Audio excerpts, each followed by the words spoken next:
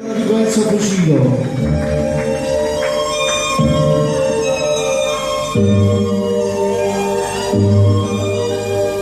Già non vedo possibile, dedicato dalla nostra bella mamma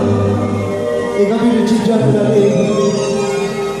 aspettare che le mani del mano capiremo con me ma quando non si e tu anche tu ci si cielo e gli mani da tutte le a voluto